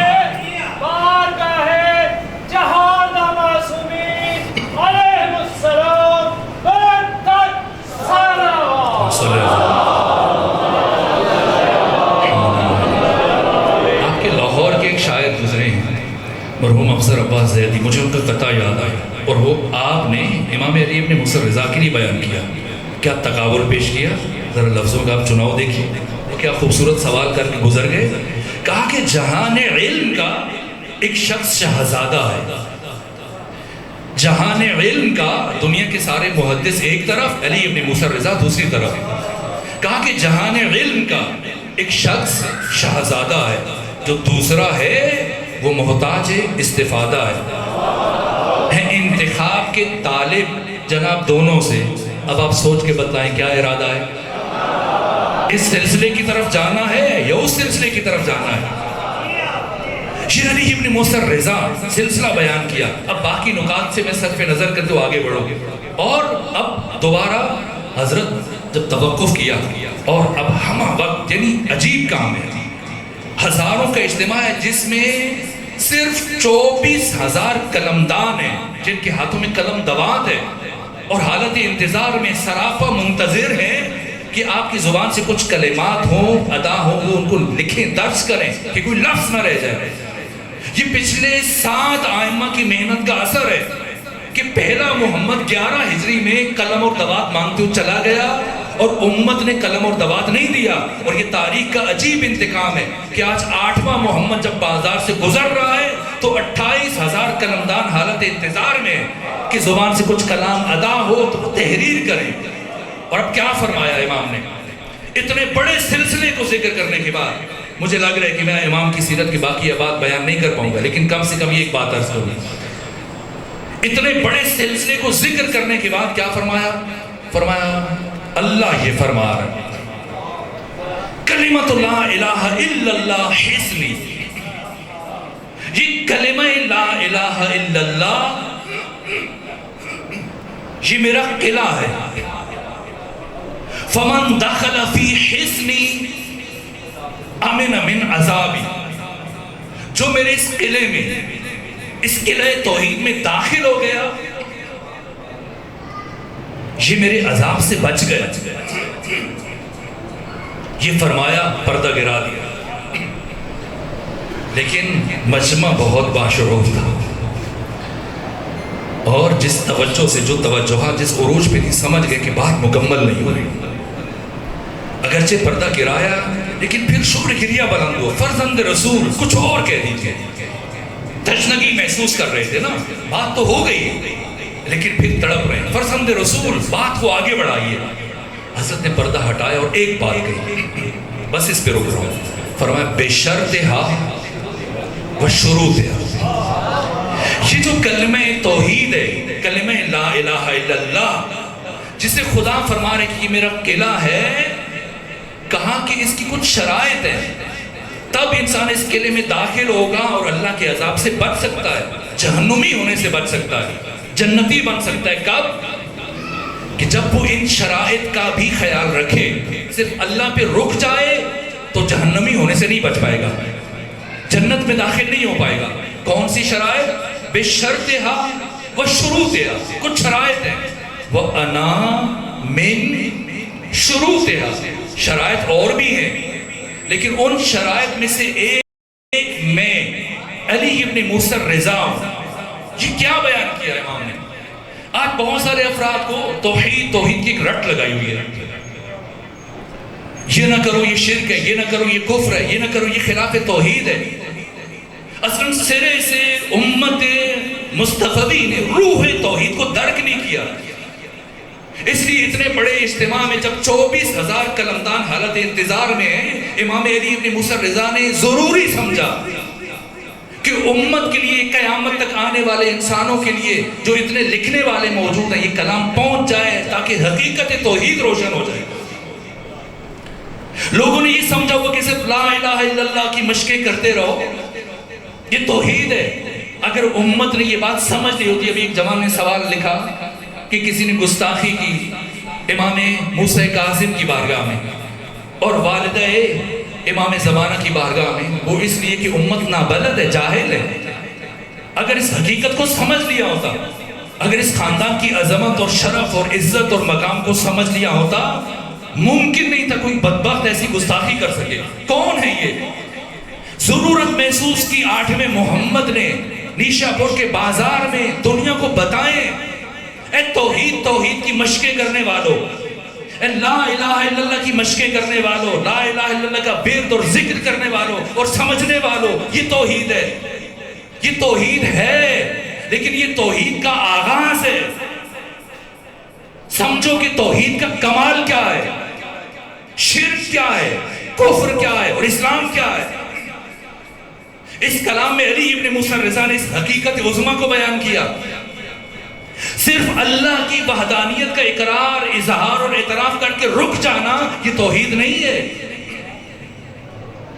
یہ توحید کا نقطہ آغاز ہے۔ توحید کا کمال کچھ اور ہے کہ جب اللہ کی وحدانیت کے اقرار، اظہار اور اعتراف کے بعد ان 14 کی ولایت پر ایمان لے کے آیا جائے، بنا تمت کلمت التوحید۔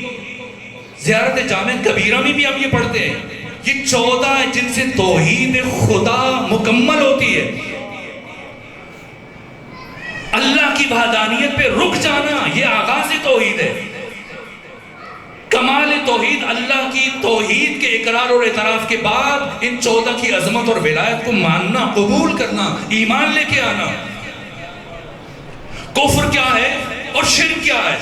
ان 14 میں سے کسی ایک کا انکار کر دینا یہ کفر ہے، اور 14 کے ساتھ کسی 15ویں کو اسی درجے میں شامل کرنے کی کوشش کرنا یہ شرک ہے۔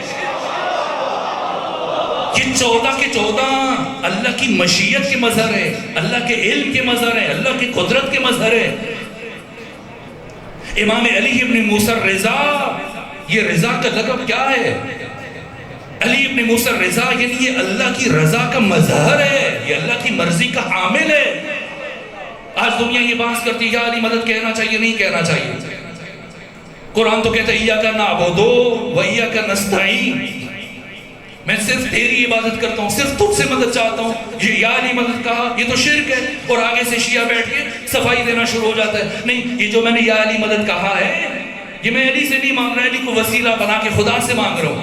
اگر تو علی کو وسیلہ بنا کے خدا سے مانگ رہا ہے تو پھر تشیع میں کیا کر رہا ہے؟ یہ تمہیں کس نے کہا ہے کہ علی خدا کا غیر ہے؟ ختمی مرتبت خدا کا غیر ہے، یہ 14 خدا کے غیر ہیں، یہ 14 کے 14 اللہ کی رضا کے مظہر ہیں، یہ اللہ کی عزت کے مظہر ہیں، یہ اللہ کی مشیت کے مظہر تام ہے، جیسا امام حسین نے مدینہ سے روانہ ہوتے ہوئے فرمایا ہے۔ اللہ سے مدد مانگنا، علی سے مدد مانگنا، ختمی مرتبہ سے مدد مانگنا یہ دوئیت نہیں ہے، اسنینیت نہیں ہے، غیریت نہیں ہے۔ اللہ کے عرش میں کوئی کچھ نہیں ہے اللہ کے مقابلے میں اگر کوئی کسی کو لے کے آئے. لیکن یہ 14 کے 14 یہ انوار الہیہ، یہ اللہ کے اسماء و صفات جلال و جمال کے مظہر تام ہیں. یہ 14 کے 14 اللہ کے طول میں ان سے مانگنا خدا سے مانگنا ہے. آپ کی مرضی ہے یا اللہ مدد کہیے، آپ کی مرضی ہے یا مصطفیٰ مدد کہیے، آپ کی مرضی ہے یا علی مدد کہیے، آپ کی مرضی ہے یا فاطمہ مدد کہیں، آپ کی مرضی ہے یا علی ابن موسیٰ رضا مدد کہیں. جس سے بھی مانگیں گے مدد ملے گی. جس سے مانگ لے، خدا سے مانگے تب بھی ملے گی، علی سے مانگے تب بھی ملے گی، مصطفیٰ سے مانگے تب بھی ملے گی، امام زمانہ سے مانگ لے تب بھی ملے گی. جس سے جی چاہے مانگ لو. لیکن اگر کوئی دل میں علی کا یا علی کی اولاد کا بغض رکھے پھر یا اللہ مدد گئے، مدد تو نہیں ملے گی، لعنت ضرور مل جائے گی. اسی حقیقت کو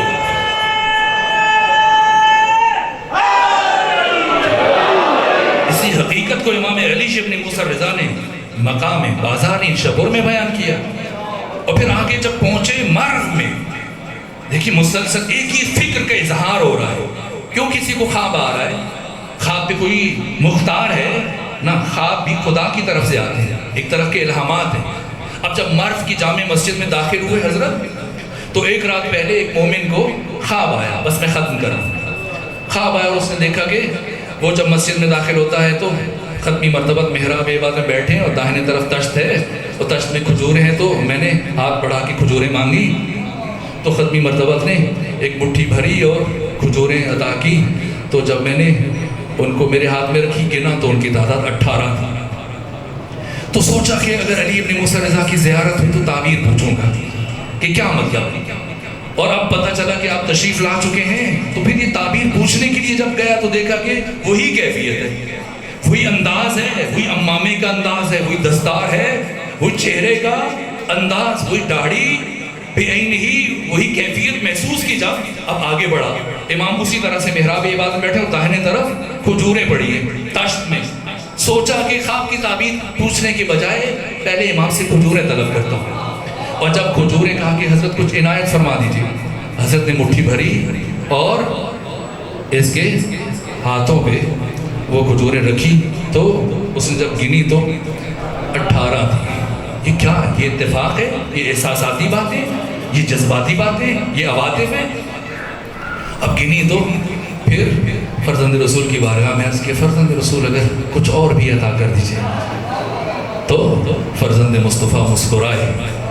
رات خواب میں اگر میرے جد بزرگوار نے اس سے زیادہ دی ہوتی تو میں بھی تمہیں زیادہ دے. یہ کون ہے؟ یہ علی ابن موسیٰ رضا ہے. یعنی ہاتھ وہ بھی ید اللہ ہی ہاتھ ہے، یہ بھی ید اللہ ہی ہاتھ ہے. ہاتھ کے سلیقے میں بھی، اٹھانے میں بھی بے خیالی میں انسان اٹھاتا ہے. لیکن کتنی ہم آہنگی ہے، کتنی یکسانیت ہے. جو انداز پہلے محمد کا وہ دوسرے محمد کا ہے، وہی تیسرے محمد کا ہے، وہی 8ویں محمد کا ہے. بظاہر اگر تعداد گنیں گے تو یہ 12 ہیں، یہ 14 ہیں. دنیا کے 4 امام ہیں. جب نماز میں جاؤ پوچھو کہاں ہاتھ رکھیں، ایک کہتے ہیں یہاں باندھیں، دوسرے کہتے ہیں یہاں، تیسرے کہتے ہیں یہاں، چوتھے کہتے ہیں کھول دو. کوئی سے 2 امام ایک نقطے پہ جمع نہیں ہوئے. آپ کے 12 ہیں. جو بات پہلے نے کہی وہ دوسرے نے کہی، جو دوسرے نے فرمایا وہی تیسرے نے فرمایا. ہر ایک اپنے زمانے کا محمد مصطفیٰ ہے. اور بس آخری جملہ عرض کرو.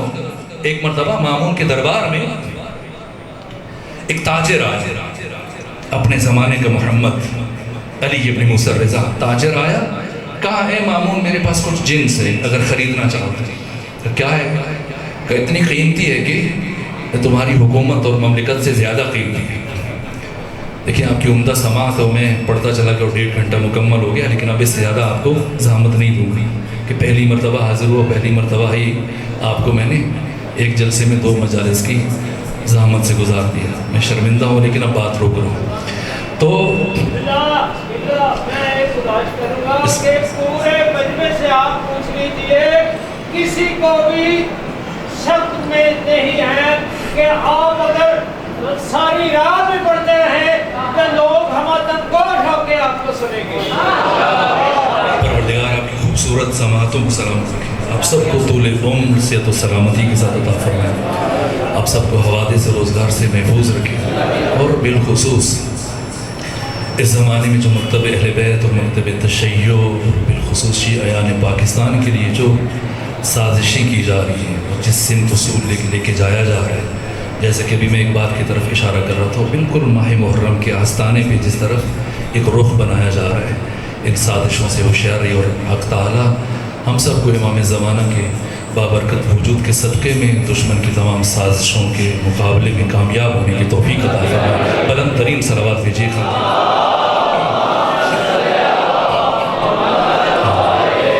تو بس آخری بات عرض کروں، آیا تاجر اور کہا کہ میرے پاس جن سے تو تمہاری حکومت سے زیادہ قیمتی تر ہے، کہ ایسی کیا چیز ہے؟ کہ میرے پاس بال ہیں ختمی مرتبت کے اور ان کی تعداد 7 ہے۔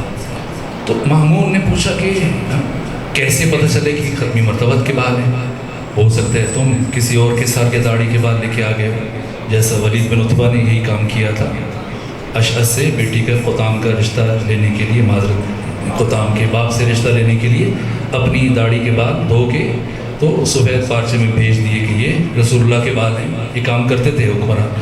آپ کے شہر میں بھی آپ کی مسجد میں جو بڑی مسجد ہے وہاں ختمی مرتبت سے منسوب بال پڑے، کیسے پتہ چلے؟ اب وہ مامون نے کہا کہ مجھے کیسے پتہ چلے؟ تو تاجر نے کہا کہ تو بادشاہ ہے، مختلف خوشبوئیں استعمال کرتا ہے، تو نے آج تک جو خوشبوئیں استعمال کی، یہ بال اٹھا کے دیکھو، ان سے خاص خوشبو آتی ہے جو باقی تمام خوشبوؤں سے منفرد ممتاز ہے، اس کی بنا پر یہ رسول اللہ کے بال قبول کیا، اس نے استشمام کیا کہ واقعاً منفرد خوشبو۔ کیا قیمت لو گے؟ کہ ایک بال کا 1 لاکھ درہم دے دو، 7 لاکھ درہم دو تو میں یہ بات تمہارے سپرد کروں۔ دیے، لے لیے، اور اب عمائدین سلطنت کو، اکابرین سلطنت کو بلایا، گورنر بلائے، خواص بنو عباس کے سرداروں کو، اور موہائے مبارک کی ختمی مرتبت کی زیارت کریں۔ سب آ رہے ہیں اور یہی پیغام امام علی ابن موسیٰ الرضا کی سمت روانہ کیا کہ اب آئیے اور آ کر اپنے جد بزرگوار رسول اسلام کے بالوں کی زیارت کے شرف حاصل کیجیے۔ کون ہے علی ابن موسیٰ الرضا؟ تشریف لائے، آپ کے سامنے سبز پارچے میں یہ بال پڑے تھے۔ جو پہلا کام کیا حضرت نے اپنی انگشت شہادت سے 3 بال الگ کیے اور 4 بال الگ کیے۔ تو مامون زیرک آدمی تھا کہ یہ کیا کر رہے ہیں؟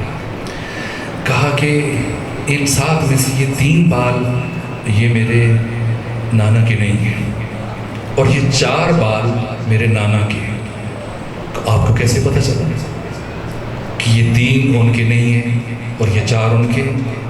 کہ اس لیے کہ مجھے ان 3 بالوں سے اپنے وجود کی خوشبو محسوس نہیں ہو رہی۔ تو اب مامون ہے، ہم تو تسلیم ہو جائیں گے۔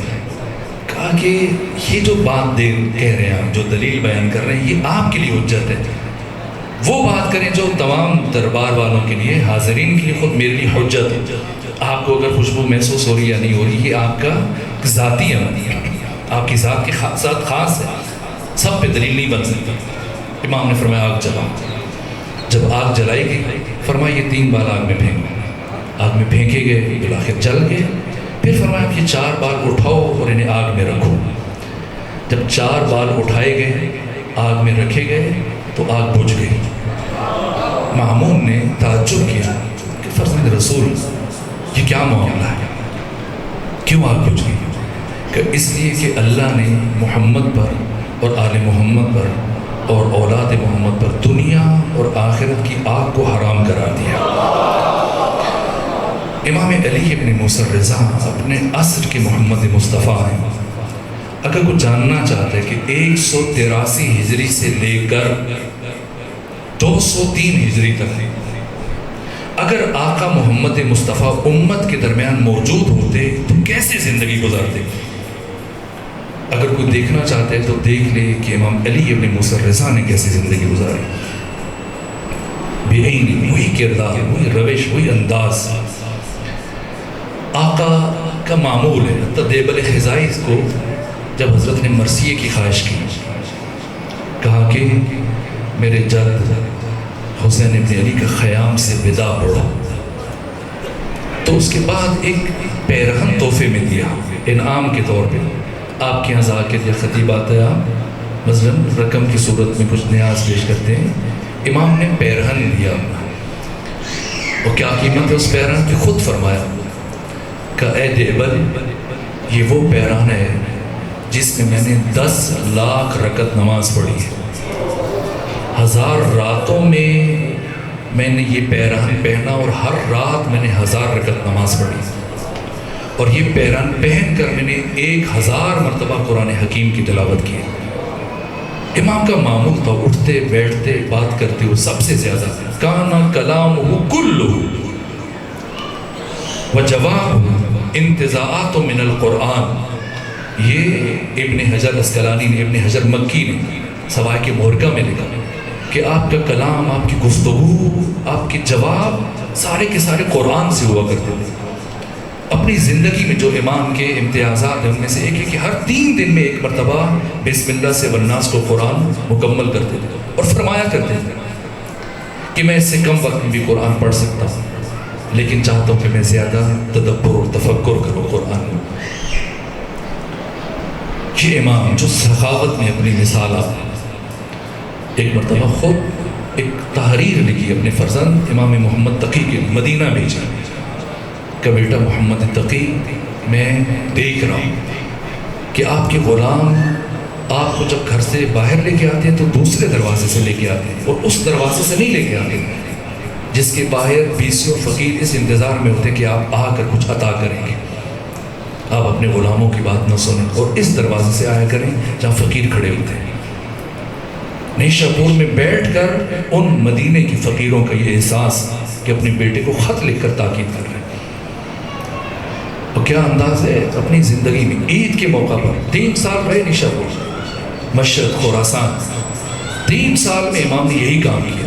10 ذی الحج کو عید ہے تو 9 ذی الحج کو گھر سے باہر نکل جاتے اور فرماتے تھے کہ جس کو جو ضرورت ہے اٹھا کے لے جائے. ظاہر ولیعہد مملکت ہیں، پوری دنیا سے کوئی سربراہ مملکت آتا ہے، کوئی سفیر آتا ہے، کوئی خاص فرد آتا ہے، قیمتی ترین تحائف، سونے چاندی کے ظروف اور باقی اس طرح کے تحفے میں پیش کرتے، اور وہ قیمتی تحائف گھر میں پڑے. وہ امام خراسان کے فقیروں کو دعوت دیتے کہ سب کو پتہ ہوتا تھا کہ عید سے 1 دن پہلے حضرت بلاتے ہیں، سارا گھر ان کے سپرد جو اٹھا کے لے جائے. مامون کا وزیر فاضل ابن صاحب جب ملاقات کے لیے آئے کسی ضروری کام سے، دیکھا کہ جو لوگ قیمتی ترین تحفے اٹھا کے لے جا رہے ہیں. کہا فرزند رسول، یہ تو خسارہ ہی خسارہ ہے. امام نے فرمایا نا فاضل، یہ تو فائدہ ہی فائدہ ہے. کہ وہ کیسے؟ کہ تمہاری نگاہ میں یہ نقصان ہے، میری نگاہ میں یہی فائدہ ہے. وہ جو یہاں رہ جائے اور میں اس دنیا سے چلا جاؤں تو میں نے نقصان کر دیا، لیکن میں نے جہاں جانا ہے، ہمیشہ رہنا ہے، تو میں ذخیرہ الہی میں اپنا سارا مال پہنچا دوں تو یہ فائدہ ہی فائدہ ہے. دید فرق کرتی ہے. ہل گئے ایک مرتبہ، اور پھر آیا بیٹھا تو امام غلاموں کے ساتھ، اپنے گھر کے خادموں کے ساتھ ایک دسترخوان پہ بیٹھ کے کھانا کھا رہے ہیں. اب پھر اسے جھٹکا لگا کہ آپ ولیعہد مملکت ہیں، آپ غلاموں کے ساتھ. فرمایا جب ان کا اور میرا خدا ایک ہے تو پھر دسترخوان کے ایک ہونے میں کیا فرق ہے؟ اب آہستہ آہستہ آپ کے اخلاق سے متاثر ہوا، آپ کی شخصیت کی عظمت سے متاثر ہوا. امام اٹھے نماز کے لیے، وضو کرنے کے لیے، تو اس نے جلدی سے برتن اٹھایا.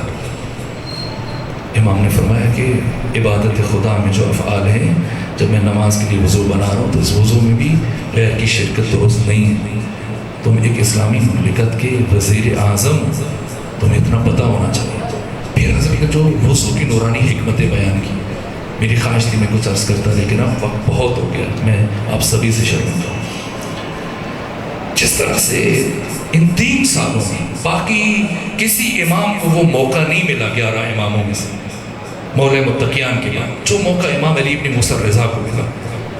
پہلی مرتبہ تشیع کو مکتب کے طور پہ امام صادق نے پہچانوایا، اور پھر خواص تک اس مکتب کو ان 3 سالوں میں 200 ہجری سے لے کے 203 ہجری تک امام علی ابن موسیٰ الرضا نے پہنچایا. جو کام ہوئے، عزاداری سید الشہداء کو پہلی مرتبہ اس انداز میں امام علی ابن موسیٰ الرضا کے اثر میں شروع کیا گیا. اس سے پہلے پابندی تھی، لیکن اس کے بعد پھر سرکاری سطح پر ایام محرم کا آغاز ہوا، مرثیے پڑھے جاتے تھے، سینہ کوبی کرتے تھے، گریا ہوتا تھا. اپنی حیات طیبہ کے آخری دنوں میں 203 ہجری میں اس قدر روحانی انقلاب آ چکا تھا. مامون نے ایسی خواہش کی فضل بن سال کو بھیجا کہ امام علی ابن موسیٰ رضا سے کہے کہ اس دفعہ نماز عید آپ پڑھائیں. امام نے عذر خواہی کی کہ میں نہیں پڑھاؤں گا. اس نے اصرار کیا آپ پڑھائیں. امام نے فرمایا اس شرط پہ پڑھاؤں گا جیسا کہ خود ولایت احادی جو قبول کی وہ بھی مشروط قبول کی. اس شرط پہ ولایت احادی امام نے قبول کی تھی کہ میں حکومت کے کسی کام میں مداخلت نہیں کروں گا, نہ کسی گورنر کے عزل اور نصب میں میرا کوئی کردار ہو. ہاں مشورہ دوں گا. وہی کام جو پہلے علی نے کیا وہی کام تیسرے علی نے کیا. 25 سالوں میں جس طرح پہلے علی سے پوچھا جاتا تھا جب بھی کوئی مشورہ لیتا تھا دشمنی کیوں نہ ہو آپ مشورہ دیتے تھے, ان 3 سالوں میں اس تیسرے علی کا وہی انداز ہے. اور تیسرے سال کے آخر میں مامون رشید جیسے شاطر اور عیار انسان ایک مرتبہ ہل کے رہ گئے کہ فضل علی ابن موسیٰ رضا نے ہمیں نابود کر دیا. کہ کیسے؟ کہ مجھے آج سمجھ میں آیا کہ انہوں نے عزل و نصب میں کیوں عذر خواہی کی. کہا کہ ہم نے حکومتی امور ہاتھ میں لے کر ہم مختلف فی بن گئے اور انہوں نے ان سب سے خود کو الگ رکھا اور اپنے نانا کے دین کو پہنچاتے رہے, متفق علیہ رہے اور سب سے زیادہ تبلیغ اور ترویج کی, اپنے نظریے کی, اپنے عقیدے کی, اپنے فکر کی. اور پھر نماز عید کی خواہش کی. فرمایا میں اس شرط پہ نماز عید پڑھاؤں گا جس طرح سے میرے نانا محمد مصطفیٰ اور میرے دادا علی ابن ابی طالب نماز عید پڑھاتے تھے. کہ ہمیں کوئی اعتراض نہیں, ہم جیسے پڑھائیں. عید کے روز صبح سے سربراہان مملکت, سرداران بنو عباس, خواص, عمراء, گورنر زر برق لباس پہن کے قیمتی جوتے خوشبوئیں لگا کے ولیعہد مملکت کے دروازے پہ چوک در چوک جمع ہو رہے ہیں کہ ابھی علی ابن موسیٰ رضا کے گھر کا در کھلے گا اور وہ ان کے ساتھ ہم عیدگاہ کی طرف جائیں گے. لیکن جیسی دروازہ کھلا انداز بہت عجیب تھا. سادہ ترین سفید لباس ملبوس تن ہے, رسول اسلام کا امامہ ہے, سر سے اتارا ہے, گلے میں ڈال دیا, پاؤں میں جوتے نہیں, رسول اسلام کا عصا اٹھایا ہوا ہے اور جو روز عید تکبیر پڑھی جاتی ہے اس تکبیر کو بلند آواز سے پڑھنا شروع کیا. اتنی روحانیت تھی, اتنی جذب کی کیفیت تھی کہ حاضرین کے جو آپ کا قرب حاصل کرنے کے لیے کہ ولیعہد مملکت ہیں ہم قریب ہوں گے, سج دھج کے زرد برق لباس پہن کے آئے تھے. جب دیکھا کہ ولیعہد مملکت کے پاؤں میں جوتے نہیں ہیں اور ننگے پاؤں اس انداز سے جا رہے ہیں, شہید متحرک ہے, جوتے اتارنے کی کوشش کر رہے تھے اور کسی کے تسمے تھے تو تاکہ جلدی اتارے, اپنے پاس جو خنجر یا کوئی شمشیر جس کے پاس ہوتی تھی جلدی سے جوتے کاٹ کے اتار کے پھینک دی. اور اب امام کے ساتھ ہم آواز اور اس انداز سے چاہ رہے کہ گریہ کی آوازیں پورے نیشاپور میں, پورے خراسان میں بلند ہو رہی. ایک روحانی انقلاب کی کیفیت ہے. فضل ابن سعد چلایا کہ اگر آج علی ابن موسیٰ رضا عیدگاہ تک پہنچ گئے اور نماز عید پڑھا دی تو پھر اہل خراسان کبھی تمہیں قبول نہیں کریں گے اور خود تمہیں تخت سے اٹھا کے نیچے لے کے جائیں گے. اگر اپنی حکومت بچانا چاہتے ہو تو پھر خود نماز عید پڑھو. یہ بات تو وہ خود آیا کہ فرزند رسول آپ نے زحمت کی, آپ کی جان کو خطرہ ہے, میں خود نماز عید پڑھوں گا. امام نے فرمایا میں جانتا تھا کہ تو ایسے ہی کرے گا. پھر عید پڑھنے نہیں گئے, حضرت گھر واپس تشریف لے اور روتے ہوئے گھر واپس تشریف لائے. کہا پروردگار اب مجھے ان 2 ہستیاں, ایک سیدہ زہرا سلام اللہ علیہا جنہوں نے اللہ سے اپنی موت کی خواہش کی, ایک امام علی ابن موسیٰ رضا بظاہر ولی عہد مملکت ہے لیکن جن مشکلات اور جن روحانی اذیتوں سے گزر رہے ہیں, وقت ہوتا تو میں کچھ بیان کر رہا تھا. یہاں تک کہ امام نے ہرسمہ بن آئین کو بلایا, بس اب ختم کر رہا. کہا ہرسمہ کل مجھے شہید کر دیا جائے گا اور اس طرح سے شہید کیا جائے گا کہ مامون الرشید زہر آلود دھاگے کو سوئی کے ذریعے سے انگور میں سے گزارے گا اور اپنے ایک غلام کو مامور کرے گا کہ وہ اپنے ہاتھوں پر زہر مل کر انار میرے لیے نچوڑے گا اور مجھے انگور اور انار میں زہر دیا جائے گا.